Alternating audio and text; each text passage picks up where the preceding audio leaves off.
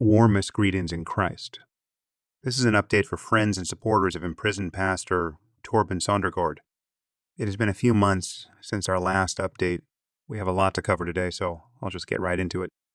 Torben has now been wrongfully imprisoned for 322 days. There's been a tireless effort to secure his release by his family, friends, and legal team. But still, the immigration authorities in charge of his detention have refused to let him go and more recently claim they've been instructed not to communicate with Torben's attorney.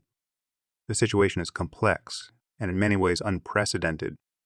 Here is a summary of the most recent developments and multiple legal matters, so you can stay informed and keep them in prayer. First is the matter of Torben's imprisonment. Again, today marks 322 days he has been in prison. He is still being held in Baker County Detention Center in North Florida, and at this point, he's been there longer than any other prisoner. Everyone else has either been released on bond, deported, granted asylum, or processed out in some way.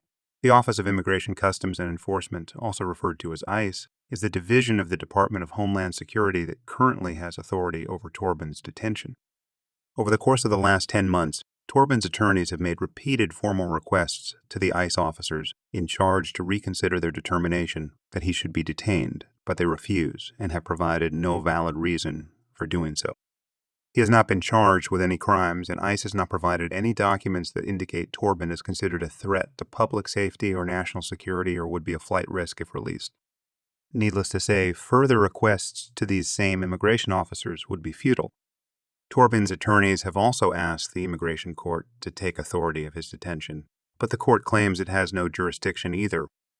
The convergence of factors, including ICE's stubborn refusal to reevaluate his detention under any condition and the immigration court's assertion of lacking jurisdiction, results in a circumstance where a man has been held for nearly a year without any established process for considering a release.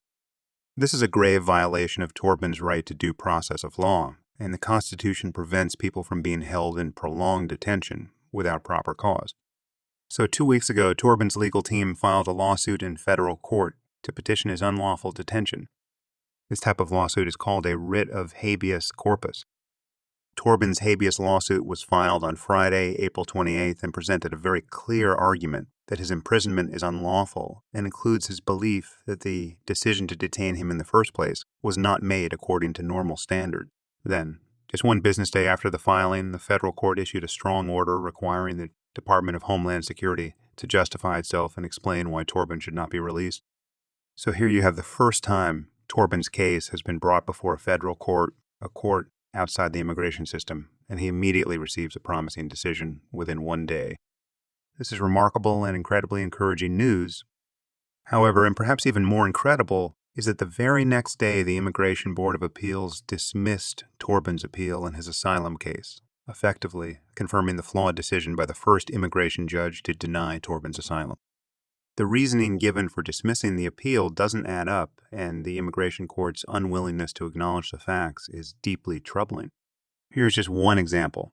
As we've previously mentioned, Torben's appeal articulated a variety of points, but put special emphasis on how the first immigration judge failed to address his primary claim for not being able to safely return to his home country. Torben's claim does not rely on the atrocious persecution he experienced in past, as those who accused him of lying on his asylum application incorrectly assumed. Torben's primary claim is based on an element of immigration law called the well-founded fear of future persecution. This has always been the case, but the general public would not know since these details have been confidentially protected in his filings. Torben's fear of future persecution is valid and well-founded. Here are some facts Torben's attorneys presented to the immigration authorities. When Torben was still living in Denmark on January 9, 2019, a politician from Denmark's leading government party in a speech before the Committee on Legal Affairs talked about Torben's ministry and exorcism. Torben's ministry was categorized as part of a group of radicals exploiting the free churches, and his deliverance ministry was referred to as, quote, mental assault. This Danish politician, during a public session of Parliament, used these claims about Torben's ministry as his main argument to introduce a provision of law that opened the door for Torben to be criminally liable for engaging in deliverance ministry. The politician said, quote, we on the left believe that the law, which is intended to criminalize psychological violence and equate psychological violence with physical violence is a major step in the right direction, of which we can all be proud. And it is probably one of the things I have been most pleased about in this Parliament. However, we have an addition to the law that we hope Parliament will support. Many of you may have watched the documentary God's Best Children and seen how a preacher commits demon exorcisms in front of trembling and crying children. And we on the left agree with the Children's Union that this kind of behavior can be described as psychological abuse that can leave children with serious trauma. For us, it is important to clarify that the law also applies to radical religious communities that exploit the existence of the free church and carry out psychological violence on children in the form of demon exorcisms, end quote. The politician's speech is a direct reference to Torben's presence in the documentary God's Best Children, where a child in underwear was crying because, as falsely portrayed by the producers, the child had witnessed a deliverance by Torben. The truth of what happened with that child is entirely different. A link to the true story from that scene in the documentary is included below. So imagine, a politician from Denmark's leading political party singles out Torben on the floor of Parliament, claiming Torben's expression of faith is committing damage equal to physical violence. He closes by clarifying that the new law, which is a punishment of up to 3 years in prison, applies to ministries like Torben's. After all Torben and his family had been through, the threats, the government harassment, the defamation, and the vicious cancel culture campaign, this was the last straw. Torben received a phone call from a friend who warned him of the government's intention to have him arrested, and he did what any responsible husband and father would do. He gathered his family, and they fled. And it turns out that Torben was wise to leave when he did. Soon after Torben arrived in the U.S., the Danish criminal code was changed to include the new law on mental violence. This sequence of events is one of many factors of Torben's story that satisfy what immigration law calls the well-founded fear of future persecution. A law was passed in Denmark that could send Torben to prison for doing ministry, plain and simple. The bill was lobbied into law using Torben and his ministry as the primary example for the need for such a change to the criminal code. If Torben were to return to Denmark and continue to practice his Christian faith, which includes the same bold street preaching and setting captives free, he would be at risk of arrest. The first immigration judge ignored this primary aspect of Torben's fear of future persecution. The only way for him to deny the asylum claim was to omit these facts. However, the Board of Appeals did not have the same luxury and was forced to address the first judge's errors, but their reasoning is nonsensical. One section of the Board of Appeals decision reads, quote, "To the extent Mr. Sondergaard contends that he would be charged with a crime for practicing his religion, we disagree. The Department of Homeland Security argued that the applicant would not be prosecuted under the law unless he's alleged to violate it at some point in the future," end quote. In other words, the appellate judges are basically saying if Torben were to return to Denmark, he will not be in danger if he simply avoids violating the new law, which would require him to stop practicing his Christian faith. Does that sound like religious freedom? How do these immigration judges get away with this circular reasoning? It's like a dog chasing its tail. At times, the most rational explanation begs the question, is there some sort of power and influence outside the law at play, or maybe even political pressure to expel Torben?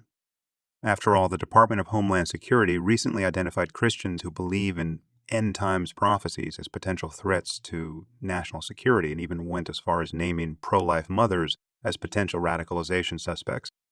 Could Torben's case be caught up in something much larger than we think? Regardless of how broken the immigration court system is or what politics might be at play here, Torben still has one more opportunity to fight his asylum case, and he is not giving up. With the appeal dismissed, Torben now enters into a critical 30-day countdown to exhaust the few remaining legal options he has to prevent being deported. The immigration court process has been exhausted, and now Torben is able to bring his asylum case before the federal court system, where the facts of his case will be reviewed by judges that are not part of the immigration system. We cannot share the contents of Torben's asylum application yet, but it is extremely well documented. It's meritorious and clearly shows that he is qualified under the law to be granted asylum in the United States. The legal team has only a few short weeks to prepare and file these legal actions, and Torben hopes his case will be treated with fairness. We will be providing updates on this in the coming weeks. Please be praying for all the parties involved, from attorneys to judges. In addition to the immigration case, you may recall we shared about a defamation case Torben filed in North Carolina against one of his former students, Paul Philip May. Evidence detailed in the complaint in that case supports that Paul May communicated with the Department of Homeland Security and made false allegations that Torben had lied on his asylum application, committing the crime of perjury, that he was working without proper work permits, and that he was running a financial scam aimed to con Christian followers. Additionally, Paul May has claimed Torben was laundering millions in cash, committed tax evasion, and even accused him of raping a young woman in Denmark. He repeatedly promised his online audience that he will be presenting evidence of his accusations in upcoming videos, but to date has failed to do that. That case is ongoing, and out of respect for the process, we will not be providing any details other than to say that the defendant, Paul May, was recently ordered to sit for a deposition. The deposition took 2 days, and under oath and penalty of perjury, Paul May confirmed that European nationals and an Orlando-based ICE officer were his main sources of information about Torben. He confirmed that Torben has influential enemies in Europe that coordinated and executed a campaign to convince his law enforcement that Torben was a dangerous criminal. According to Paul May, those enemies were providing information directly to the Department of Homeland Security within just a few weeks of Torben's arrival in the United States, back in January of 2019. He also claimed those European nationals hired private investigators in the U.S. who were gathering information on Torben, secretly attending his ministry events, and subsequently passing reports to law enforcement. When asked if he had any evidence to support his numerous accusations that Torben had committed crimes, he said no. Paul May's legal counsel has requested to have access to a wide range of documentation regarding the last Reformation, its ministry, its finances, and corporate structure. TLR has happily agreed to share that information with Paul May's legal counsel so they can see that the allegations made on Paul's YouTube channel, website, and directly to U.S. law enforcement were bogus. Lastly, many, including Paul May, have accused Torben of lying on his asylum application. That was puzzling at first, especially since none of the people making that claim had actually seen Torben's application. But in context, it now makes more sense. It seems clear there was a coordinated campaign in Denmark to destroy Torben and his ministry.